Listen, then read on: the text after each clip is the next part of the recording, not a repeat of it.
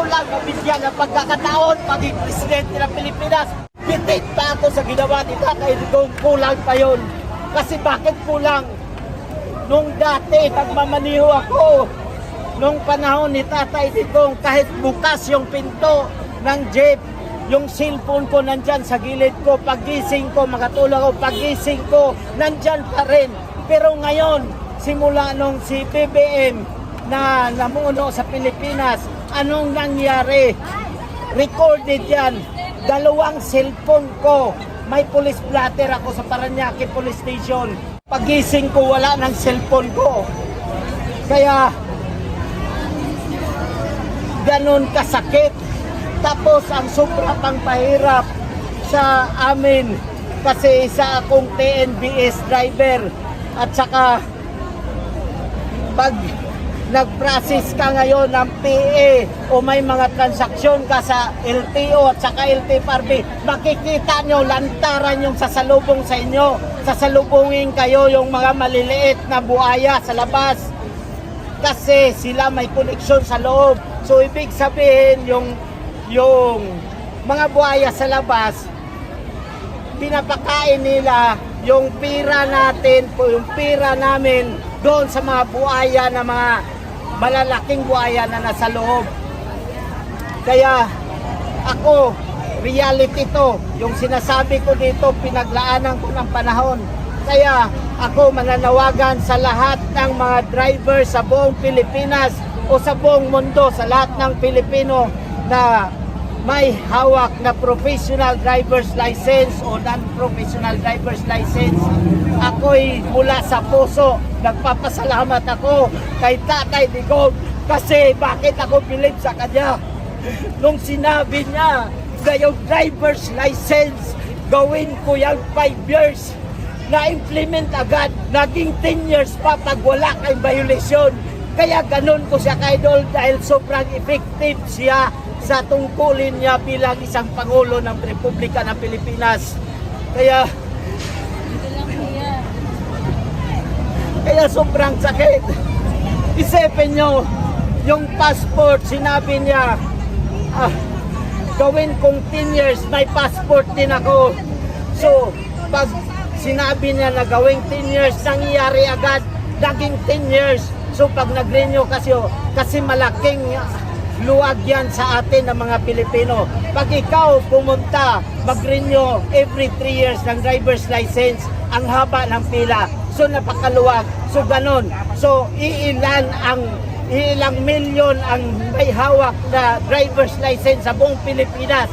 Kung ako nakinabang ako, nakabinipit ako sa pag-implement ni Tatay Digong sa driver's license na ginawa niyang 5 years at naging 10 years, sino naman ang nakabinipit sa akin sa pamagitan ng driver's license ko? Number 1, yung family ko, relatives ko, friends ko, lahat ng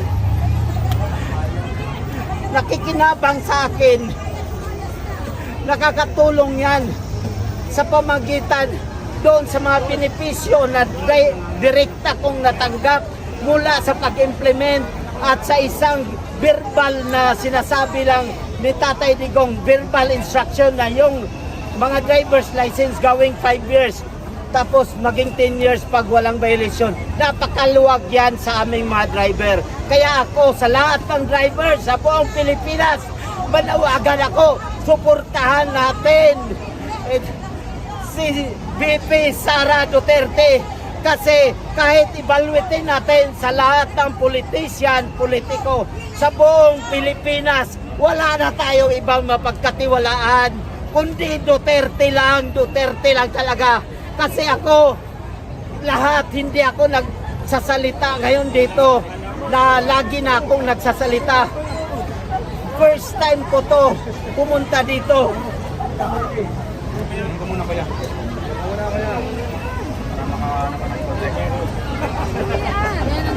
Grabe ang emosyon ni Kuya.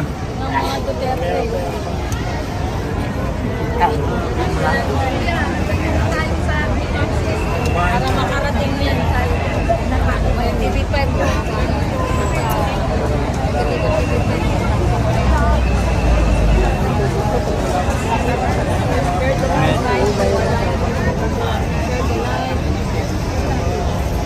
Ngayon, isipin nyo, kahit ilan dyan, alam nyo, ako, kahit wala pang campaign period, pero gusto ko lang sabihin sa lahat ng mga kaibigan ko, sa lahat ng pamilya ko, sa lahat ng mga Pilipino, kung maaari, lahat ng i-endorso ni Tatay Digong, yon ang suportahan natin. Sikat man sila o hindi, basta yon ang suportahan natin. Kasi alam natin, yung mga Duterte ay may malasakit sa bayan. Tingnan nyo naman si Tatay Digong, kung ano siya nung pumasok sa politika at paglabas niya hanggang ngayon. Naging bilyonaryo ba siya? Wala, ordinaryo pa rin siya Pilipino. Kaya ako hindi ko namimit, hindi ako pumunta dito kasi bayaran ako, binabayaran ako ni Duterte o sino mang tao para magsalita. Kusang loob ko ito, pumunta dito para magsalita, para ilabas ko yung saloobin, para maramdaman at kung maaari makakuha tayo ng suporta sa lahat ng mga kamag-anak ko, kaibigan at saka sa lahat ng mga Pilipino. Kasi hindi talaga, sobra talaga. Ako gusto kong sabihin pero hindi ko pwedeng masabi dito ngayon na yung conversation tungkol sa korupsyon kasi wala akong direct na ebidensya kasi may mga tao na kinokonek kasi nagpa-process ako ng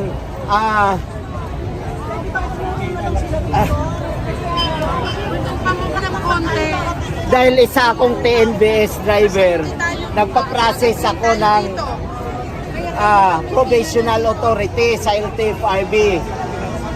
Dati, pag nag-renew kami ng PA sa LTFRB, i-present lang namin doon sa LTFRB yung PA namin, tatatakan lang yon, ang babayaran namin 260 pesos lang. Pero ngayon, lahat ng 10BS na nandito, wala dito, lahat ng napanood, alam nila. Tingnan nyo yung LTFRB. Oh, nasa paligid, sobrang daming buhaya. Tapos, grabe talaga.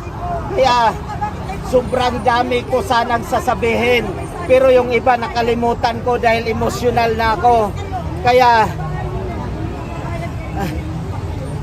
Kaya sa lahat ng mga Duterte supporters, huwag na tayong manawagan na magkaisa ang Pilipino.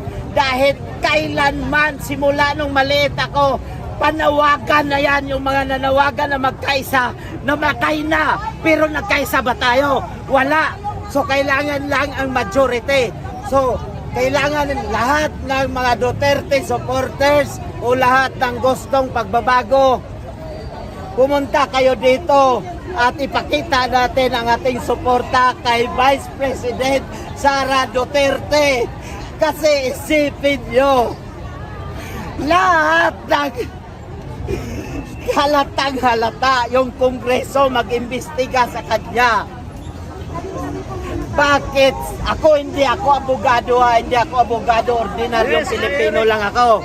So, kung pag-usapan natin ang legality, wala akong knowledge.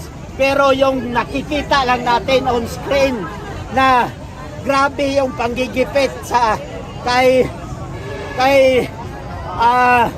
Vice President Sara Duterte. Imagine ninyo, hindi lang siya ang may hawak ng confidential fund. Lahat, simula mayor, hindi ko lang kabisado lahat, pero ang alam ko, yung mga executive position, mayor, governor, vice-presidente at saka presidente, mayroon yan silang confidential fund. Hindi ko pa alam sa iba. Pero bakit si Madam Sara lang ang gigipitin nila? Tapos, sa daming nangyayaring korupsyon dito, nakitang-kita ng mga tao, bakit hindi nila pinapaimbestigahan? Pinipersonal nila dahil pumalag na si Madam Sara Duterte. Hindi na matiis ni Madam Sara Duterte na yung ginagawa ng administrasyon ngayon na sobrang lantaran ng korupsyon. Sobrang pahirap sa mga Pilipino. Kaya sana kayong mga nakikinabang sa mga programa ni Pangulong Rodrigo Duterte, pumunta na kayo dito kasi ito na ang pagkakataon. Ako, nagpapaalam ako sa mga anak ko. Sabi ko, mga estudyante pa kayo. Sabi na gusto lang sumama dito. Pero sabi ko, bawal kayo kasi minor. Obligasyon ng parents, obligasyon ko kayo. So, sabi ko, dyan na lang kayo. Focus muna kayo sa pag-aaral. Kasi naawa na sila ni Madam Sara. Ako, hindi ako kilala ng mga Duterte. Ako, kung sasabihin ko sa inyo, nag-umpisa ako mag-volunteer sa politics simula nung time ni Gloria Macapagal Arroyo, lakas si MD Parte, nag-volunteer na ako at the time. So, during that time, I was a second year college at the time. Tapos, hanggang sa Aquino administration, dilawan ako. Nandyan ang record ko. Legit na dilawan ako kasi volunteer ako ng Liberal Party of the Philippines. Volunteer ako, nanalo lahat ng candidate from national down to local. Kaya ako na-employed sa city government of Dipolog dahil nag-volunteer ako sa city mayor at saka sa partido. Kaya ngayon, hindi ko na talaga matiis. Sobrang sakit na mapapanood ko sa social media, sa Facebook o sa mainstream media na puro lang panggigipit kay Sara Duterte. Hindi ko kilala, uulitin ko sa inyo, hindi ko kilala si Madam Vice President. Hindi nila ako kilala pero sila kilala ko kasi napakaganda. Ito pa guys, ito ang bakit naging idol ko mga Duterte. Sasabihin ko sa inyo, first time in history na experience ko sa Davao City. Nagmamaniho ako ng sasakyan doon. Pumasok ako sa one way. Ngayon, pinara ako ng pulis. Yung pulis na pumara sa akin, pinara ako. In-explain ko sa kanya na may meeting yung boss ko sa Apo View Hotel. Naligaw ako kasi hindi ko kabisado ang area. Ngayon, sabi niya, ginaid ako ng pulis. Pag-guide niya sa akin, nagbigay ako ng pangkape 300. Hindi tinanggap ng pulis kasi bawal sa Davao yung kotong at korupsyon.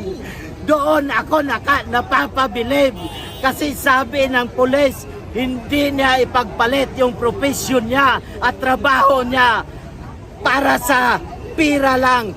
Kasi hindi papayagan ni Mayor Duterte dati, hindi pa siya Pangulo. Hindi papayagan ng ganong mga kotong sa syudad niya. Kaya doon nag-umpisa na idol ko talaga si Pangulong Rodrigo Roa Duterte. Second, sa Davao pa rin, nagkaroon ako ng overspeeding. May guns, speed gunner doon. Nabaril ako. Ngayon, na-overspeeding ako. Kinausap ko lang yung enforcer. Nag-explain, nagmabadali lang yung boss ko. Pinagbigyan kami na walang ticket at walang kapalit na pera. Kaya ganun ako kabilib sa mga Duterte. Kaya yung iba, sa next na lang. Kasi marami na akong gustong sabihin pero mapahaba na. So baka marami pang gusto magsalita. So hanggang dito na lang at panawagan ko sa lahat ng Pilipino na magkaisa na tayo at suportahan natin at pumunta na kayo dito mismo sa ITSA. Ipakita natin ang suporta natin para hindi man tayo mangangako na tayong lahat maging mayaman pag Duterte ang nakaupo. Pero luluwag ang buhay ng mga Pilipino dahil walang korupsyon. Kaya yun lang at maraming salamat.